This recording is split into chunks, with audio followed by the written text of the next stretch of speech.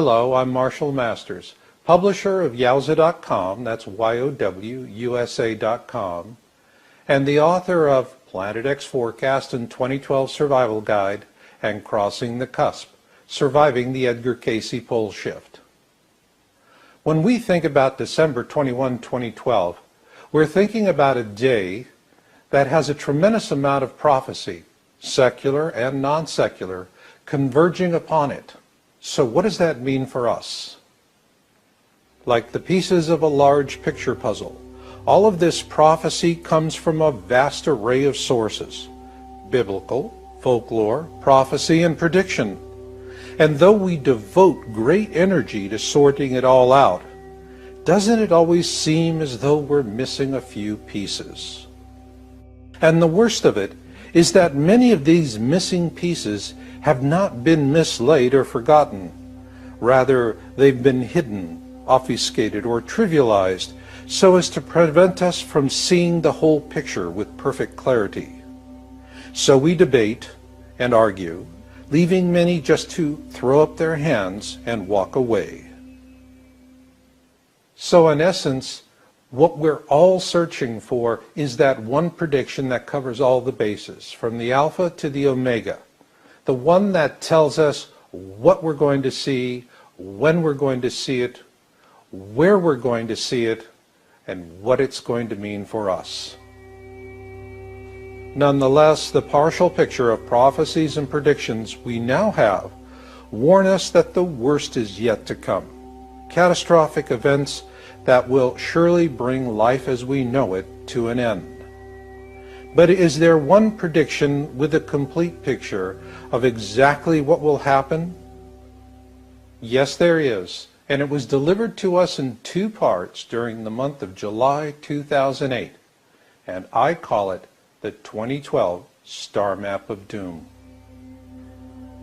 Nearly the size of 4 soccer fields, this two-part message in the Avebury 2008 crop circle formation comes from an intelligence other than our own. It is quite clear about what we'll see and when we'll see it. It also tells us where we'll see it and what the consequences of that shall mean for us. This is because it gives us a highly detailed prediction about an object known to the ancients, one they called by many names to include Nibiru, Destroyer, Hercules, and the Red Comet, just to name a few. However, before we can explore this prediction, we must first vet the source, that being this 2008 crop circle formation. This is a crucial first step because this formation goes beyond offering a precise and rather dire prediction for our time, and of a global catastrophe that will principally unfold in the years 2013 and 2014. And if this prediction comes to pass, it will also send us another clear and unequivocal message: that we've never been, nor ever shall be, alone, that we have friends out there, and that we may have enemies as well. Keep this third part firmly in mind, because we'll revisit it later on in the program. But for now, suffice it to say that these potential enemies could be looking down upon us no differently than we would a farm-raised trout. That being that we humans are just another biodiversity resource to be managed and exploited. With all this in mind, you might be wondering, where did this all start for me? Well, it began with an anonymous tip, an email that arrived in my email box, and the minute I set eyes on it, I knew it was something important and that I needed to take immediate action. So I did. Thanks to that tip, I was able to capture a web page image from the complete Avebury formation on the Crop Circle Connector site, less than 1 hour before it disappeared without a trace. Just as my anonymous tipster had warned, the page and all of the graphics associated with it just vanished. Mark Fussell and Stuart Dyke published Crop Circle Connector, and it is what I call a benchmark site. There are a lot of wonderful, wonderful crop circle sites on the internet, but a benchmark site is the one that you use to measure them with. That's Crop Circle Connector for me, and it's why I always go there first when I'm doing my research. So, given this strange disappearance, I knew that there was something afoot. Something researchers like myself see happen time and again. We simply say, the telephone rang. And when it does, trust me, it's not going to be dialing for dollars. This prompted me to post an article on the 26th of that month titled, Are Governments Suppressing the 23 July 08 Planet X Nibiru Crop Circle in Avebury? My goal was simple. I wanted to call attention to this mysterious and sudden disappearance. And sure enough, 10 days later, the page reappeared on the Crop Circle Connector site. To this day, neither Mark Fussell nor Stuart Dyke of the Crop Circle Connector site have ever refuted my public claim that they had come under pressure to pull their page. So what's to be made of that? Well, these things just happen, and when they do, you've got to move through it. Besides, all this interference has its upside as well. A cover-up tells you that you're onto something. In this case, the existence of a cover-up says two things. The first of which is that the Avebury 2008 formation was indeed authentic. That being, it was not man-made. In which event, we must ask, is authenticity alone sufficient reason to warrant a cover-up effort? Well, of course not. This is because it is also obvious that the Avebury 2008 formation was like a cosmic message in a bottle. It washed up on the farmland of England with an urgent message to us for these times. That if you are standing in the fields of Avebury, England on December 21, 2012, look at the setting sun, and then 45 degrees right, 45 degrees up, and there you go. You'll know the worst is to come in 2013 and 2014. This is because when we see this object on December 21, 2012, it will be at its point of perihelion, that point in its 3,600-year orbit, where it comes closest to the sun. At this time, it will begin its transit of what I call the kill zone for Earth. The kill zone ranges from between the object's point of perihelion and the point at which its orbit crosses the ecliptic, the plane of our solar system. While it will never strike our planet, the electrical interactions between this object and our sun during this kill zone transit will be fearsome, like nothing we've ever seen before. Ergo, if this prediction comes to pass, January 31, 2012 will be the last time we see the ball drop in Times Square, and for many years to come, if ever again. All of this is carefully and methodically explained in my book, Crossing the Cusp, Surviving the Edgar Cayce Pole Shift.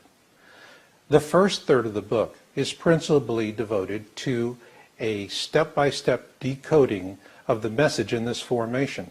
Now let's take a look at a few of those illustrations to see what I mean. The first part of the formation was reported on the 15th of July, 2008. Note that the major planets in our systems are perfectly aligned to the date of December 21, 2012. Therefore, the first part of this formation serves as a date stamp for the purpose of this prediction, the when, if you will. The what is revealed in the second part of the formation. Reported on the 22nd of July 2008, the second part of the formation tells us that we will see what appears to be two suns in the sky, and that after that, our planet will be hammered by brutally catastrophic solar storms. Also consider this. Though both parts of this formation appear days apart, they nonetheless overlay each other with absolute surgical precision.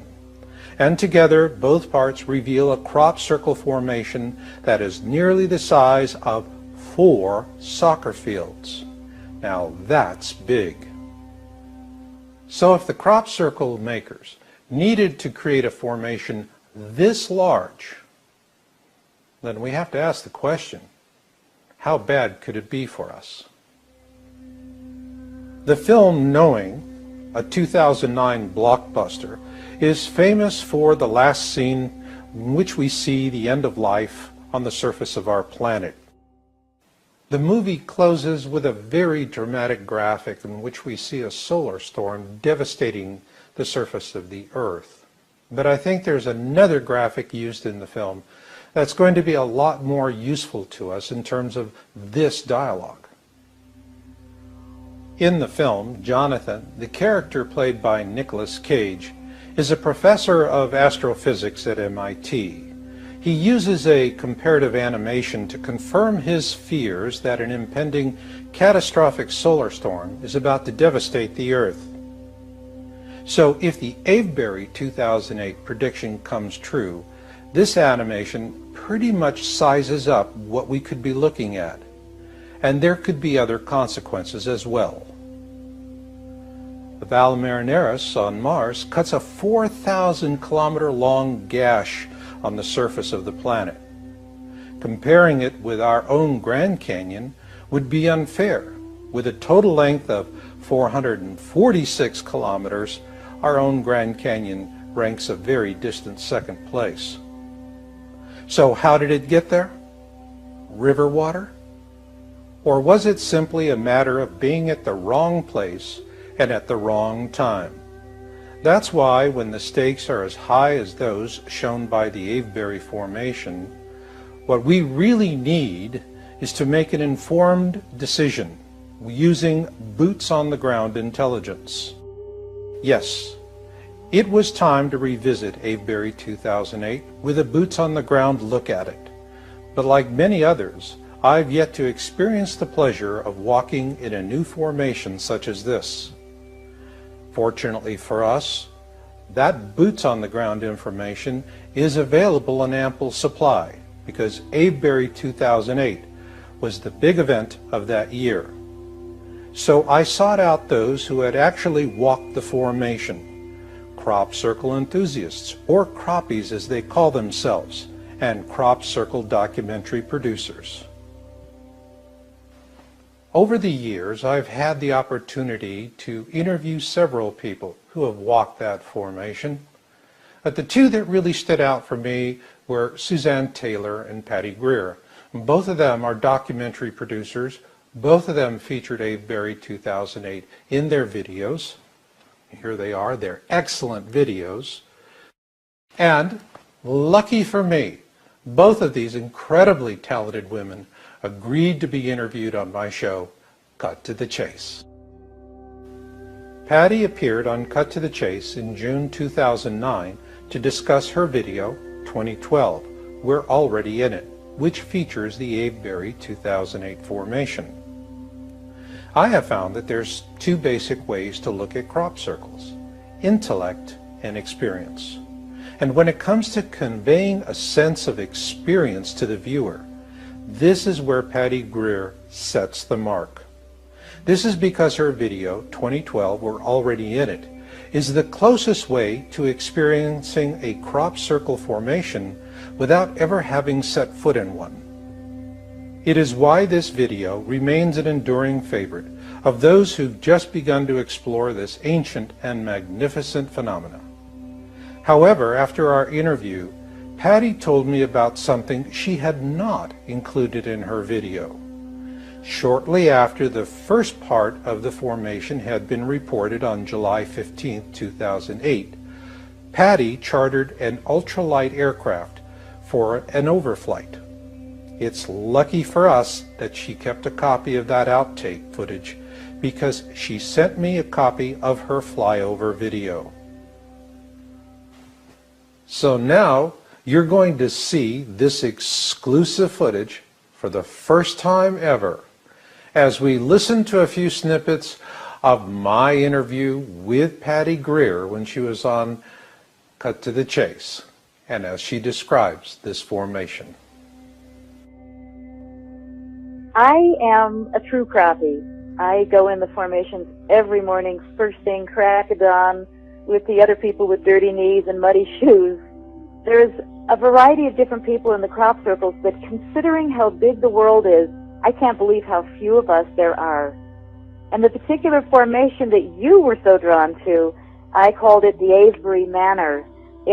Sits in a beautiful field, and when it came down, yay, it was one of the days I was flying in a little microlight plane, and I had my movie camera and my still camera, and so I got tons of shots of the formation, which if you need it. And your formation that you loved, I was in a number of times, and one of them is my, what I call the eerie time. It was at sunset, and I had gone in it early in the day it was born, the day that they announced, oh my God, there's a huge one in the Avebury Manor. So those of us that meet early in the morning at the Silent Circle, which is the crop circle secret in the middle of this English area where they're all coming down, we kind of whisper to each other where they are, what gate you climb over, how many tram lines to the left or right, which are tractor lines. And that's how you find your way into the formation. It is really hard to find them unless you're flying. The night that it came down, we woke up the next morning and a lot of people were coming in. The farmer didn't want people to enjoy it, so he took his big tractor and he mowed two huge down lines right through the center of the formation.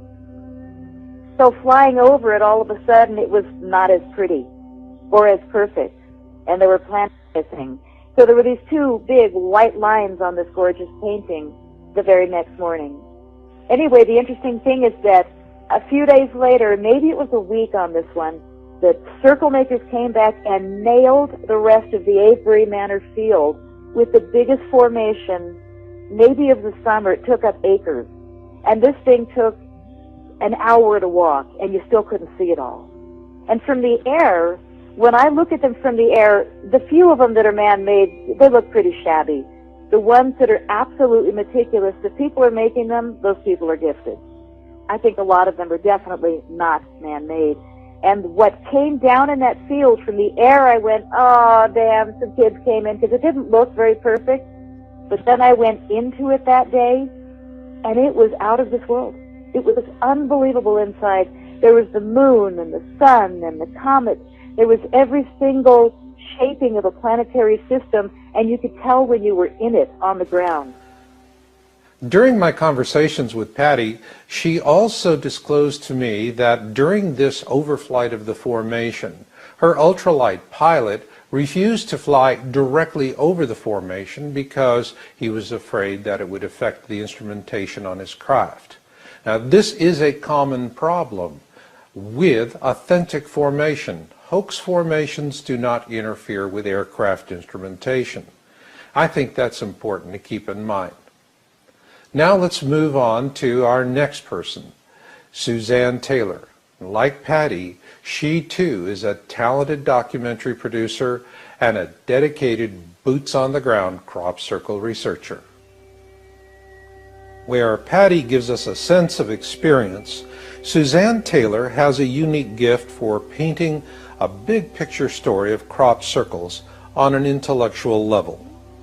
This is important because she presents information that is intentionally withheld from the public by mainstream sources such as National Geographic, which is now viewed by most croppies in England as an elitist propaganda mill when it comes to crop circles. For example, did you know that authentic formations have been observed by numerous people as they are formed?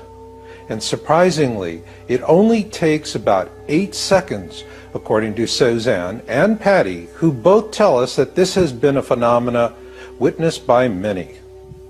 A documented fact the mainstream media refuses to report. I interviewed Suzanne in January 2010 on my Cut to the Chase show. During that interview, we focused on her criteria for judging a crop circle to be authentic. In other words, one that is not man-made. So now let's listen to an excerpt of Suzanne's interview on Cut to the Chase as we look at a few of the clips from her documentary. Question I would have to you is that we talked about this era of authenticity issue on Crabwood 2002. Are you hearing these same kind of authenticity issues with Avebury 2008? Not at all. In fact, in my film, I wanted to be very careful not to include ones that were considered controversial.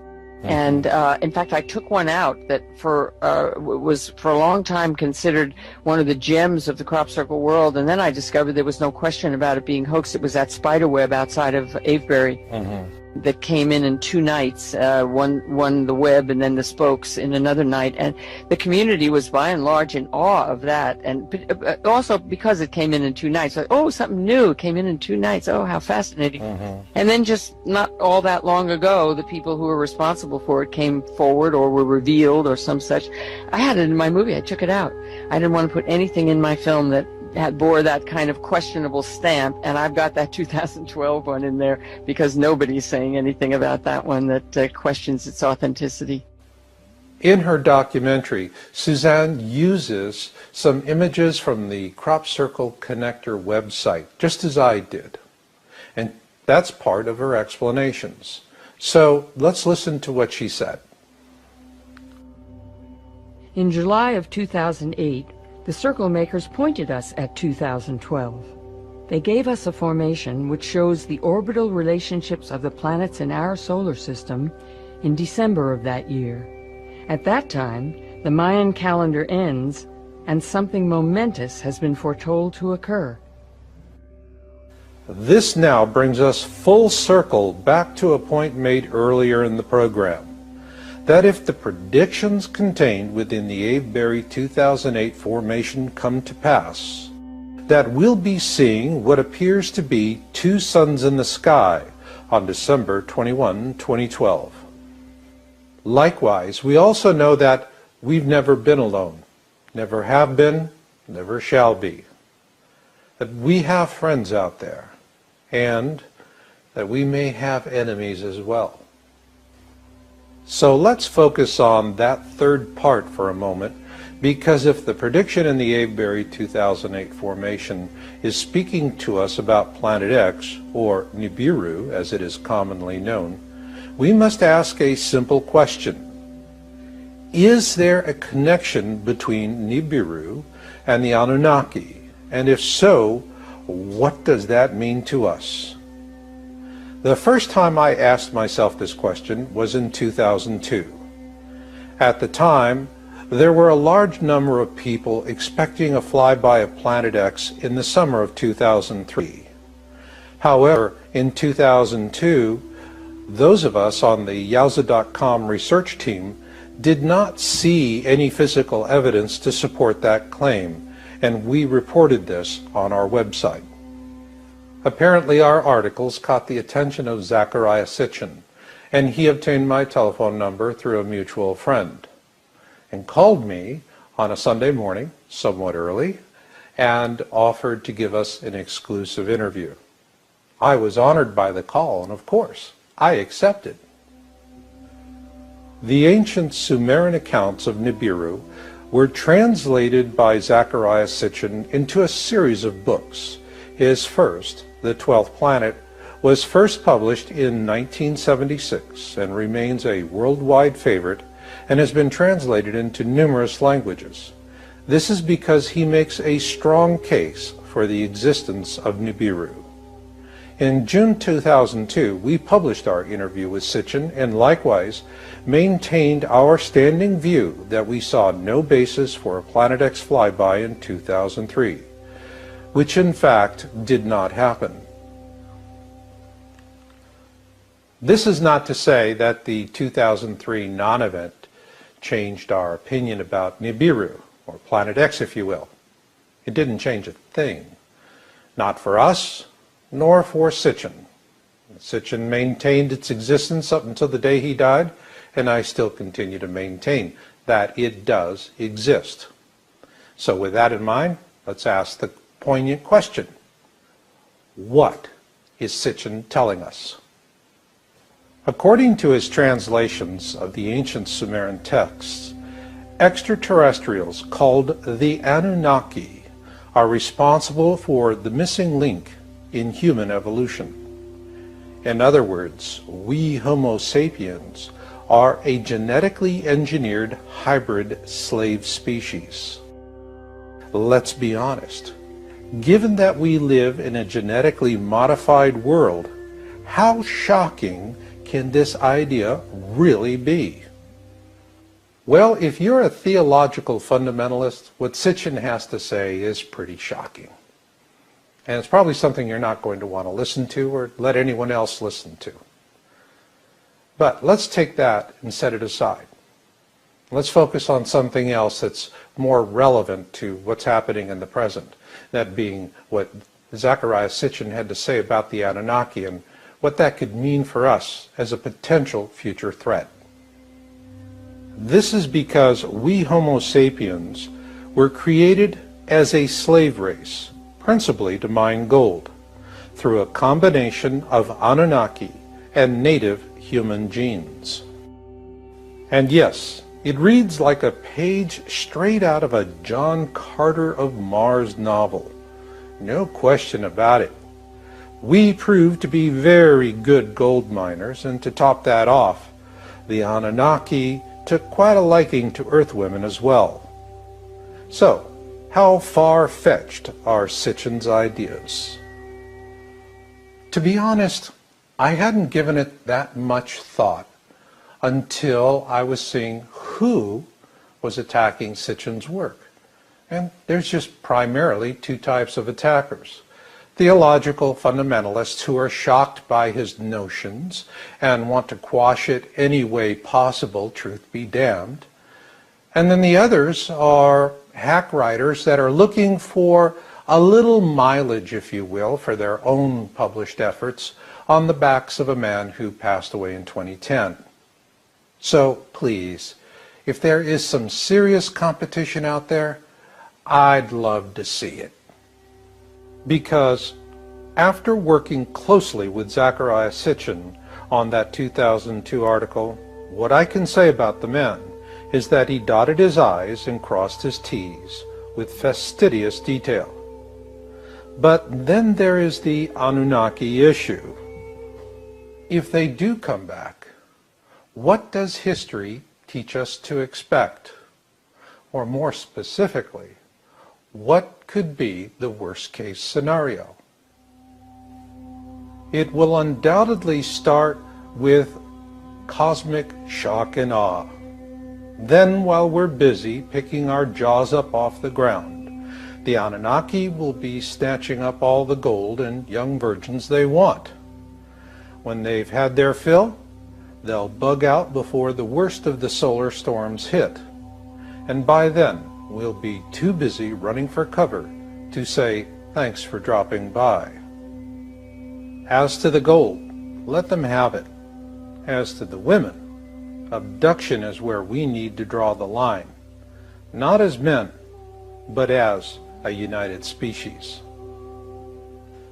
That being said, the most relevant thing about the Anunnaki to this conversation is the Anunnaki symbol itself, and how it, well, you could say, got me going on decoding Avebury 2008, but in a very, very strange way.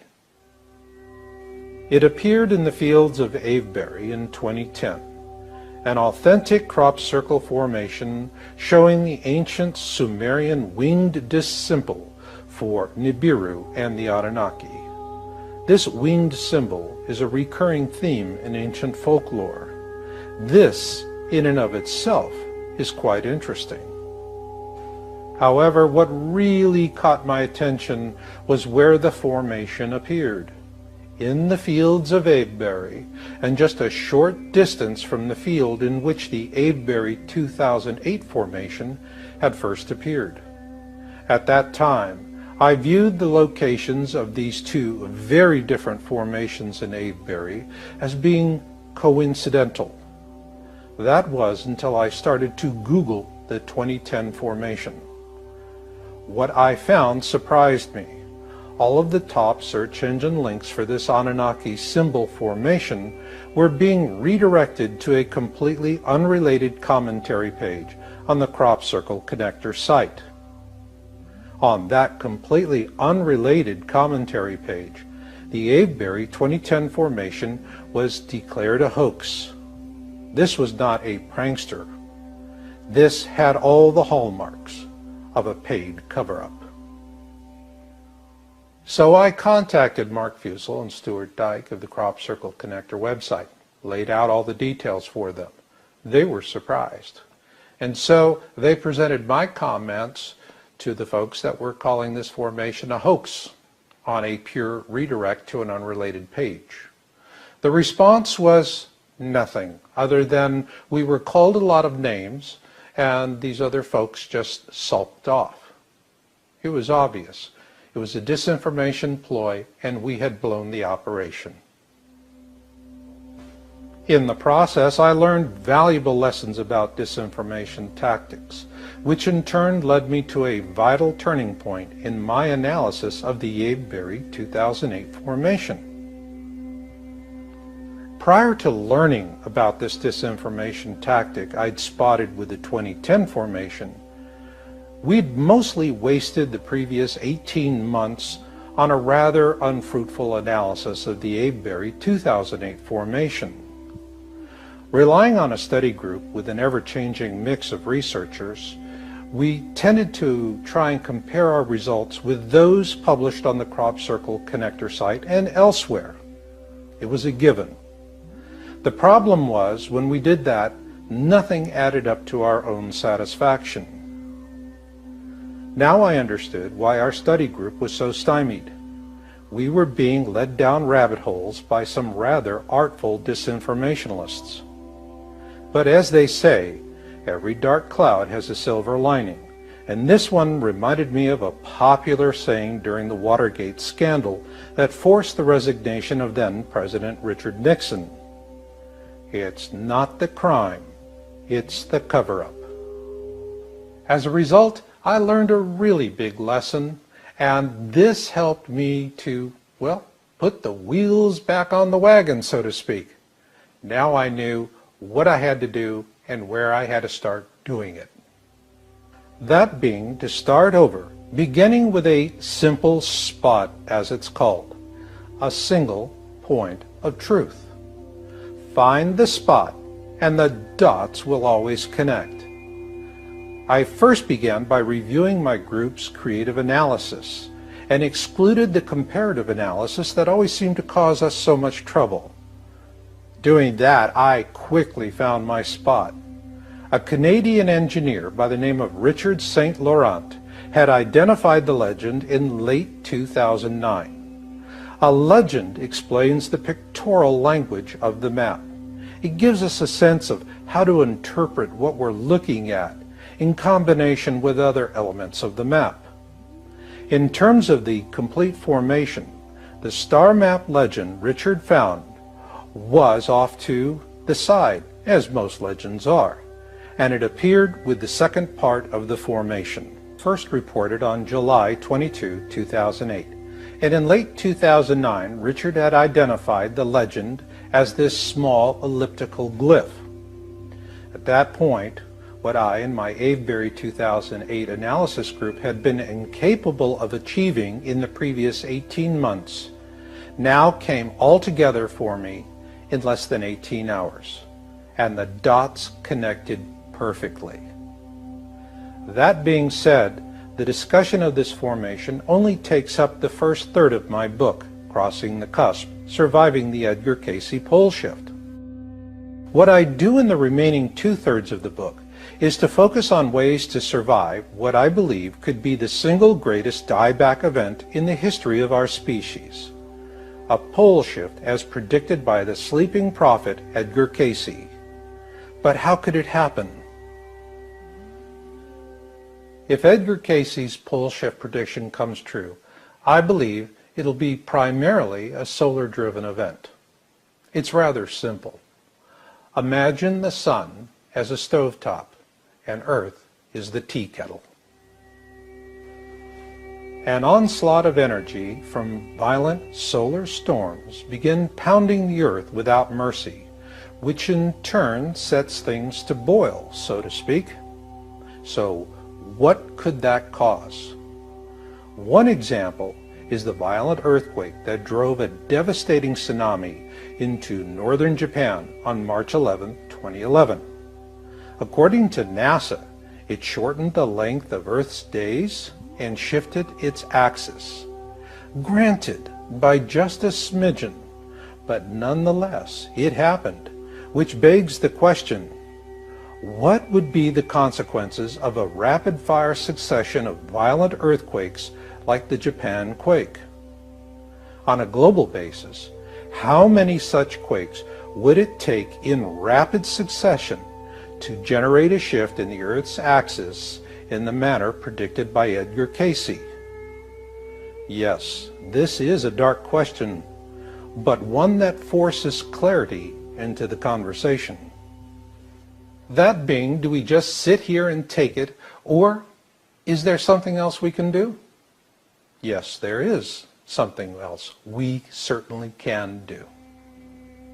If this prediction comes to pass, we cannot hope to avoid what's coming, but we can dramatically mitigate it. In other words, it doesn't have to be as bad as it could be, thanks to something I call an intention vortex. In my book, Crossing the Cusp, Surviving the Edgar Cayce Pole Shift, I describe a global event called an intention vortex, the goal of which is to slightly alter the orbit of a small unstable moon or satellite in orbit around a larger object, such as Planet X, the result being a more survivable flyby event. To make it work will require a global cooperation between scientists, spiritualists, media, and computer networking specialists using present-day technologies. Physicists will tell you an intention vortex is possible, though they hasten to add it would be a theoretical long shot. But on the other hand, if our backs are up against the wall, we have everything to gain and nothing to lose. This is why I wrote this chapter much like a pro forma business plan, including a global topology of who's doing what, why, where, when, and how. This is because for the first time in our species, we do possess the talent and technologies necessary for such a bold effort.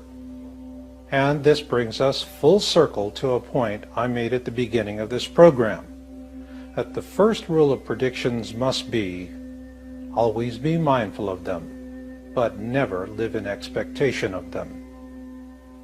With regards to the Avebury 2008 formation, this does not mean you do not have to prepare. It means prepare in a cool-headed manner. So what if it turns out that the two suns in the sky prediction of the Avebury 2008 formation never happens? Well then, I'll have the sincere pleasure of hearing the world laugh at my expense, because this is one prediction that no sane person would ever want to see come to pass. On the other hand, if this prediction does come to pass, and we do see what appears to be two suns in the sky on December 21, 2012, those who are prepared will see it with a profound sense of sadness. Conversely, those who are not prepared will experience a fearful sense of doom. And this brings us down to what December 21, 2012 is really all about. In a word, choice. And to that I say, may each and every one of us choose wisely. And I'll leave it on that note. So until the next time we meet, remember Marshall's motto: destiny comes to those who listen and fate finds the rest. So learn what you can learn, do what you can do, and never give up hope. This is Marshall, and I'll catch you on the backside. Just to name a few. However, before we can explore this prediction, we must first vet the source, that being this 2008 crop circle formation. This is a crucial first step because this formation goes beyond offering a precise and rather dire prediction for our time, and of a global catastrophe that will principally unfold in the years 2013 and 2014. And if this prediction comes to pass, it will also send us another clear and unequivocal message: that we've never been, nor ever shall be, alone, that we have friends out there, and that we may have enemies as well. Keep this third part firmly in mind, because we'll revisit it later on in the program. But for now, suffice it to say that these potential enemies could be looking down upon us no differently than we would a farm-raised trout. That being that we humans are just another biodiversity resource to be managed and exploited. With all this in mind, you might be wondering, where did this all start for me? Well, it began with an anonymous tip, an email that arrived in my email box, and the minute I set eyes on it, I knew it was something important and that I needed to take immediate action. So I did. Thanks to that tip, I was able to capture a web page image from the complete Avebury formation on the Crop Circle Connector site, less than a picture of exactly what will happen. Yes, there is, and it was delivered to us in 2 parts during the month of July 2008, and I call it the 2012 Star Map of Doom. Nearly the size of 4 soccer fields, this 2-part message in the Avebury 2008 Crop Circle formation comes from an intelligence other than our own. It is quite clear about what we'll see and when we'll see it. It also tells us where we'll see it and what the consequences of that shall mean for us. This is because it gives us a highly detailed prediction about an object known to the ancients, one they called by many names to include Nibiru, Destroyer, Hercules, and the Red Comet, been mislaid or forgotten. Rather, they've been hidden, obfuscated, or trivialized so as to prevent us from seeing the whole picture with perfect clarity. So we debate and argue, leaving many just to throw up their hands and walk away. So in essence, what we're all searching for is that one prediction that covers all the bases, from the alpha to the omega, the one that tells us what we're going to see, when we're going to see it, where we're going to see it, and what it's going to mean for us. Nonetheless, the partial picture of prophecies and predictions we now have warn us that the worst is yet to come. Catastrophic events that will surely bring life as we know it to an end. But is there one prediction with a complete picture? Hello, I'm Marshall Masters, publisher of Yowza.com, that's YOWUSA.com, and the author of Planet X Forecast and 2012 Survival Guide and Crossing the Cusp, Surviving the Edgar Cayce Pole Shift. When we think about December 21, 2012, we're thinking about a day that has a tremendous amount of prophecy, secular and non-secular, converging upon it. So what does that mean for us? Like the pieces of a large picture puzzle, all of this prophecy comes from a vast array of sources: biblical, folklore, prophecy, and prediction. And though we devote great energy to sorting it all out, doesn't it always seem as though we're missing a few pieces? And the worst of it is that many of these missing pieces have not been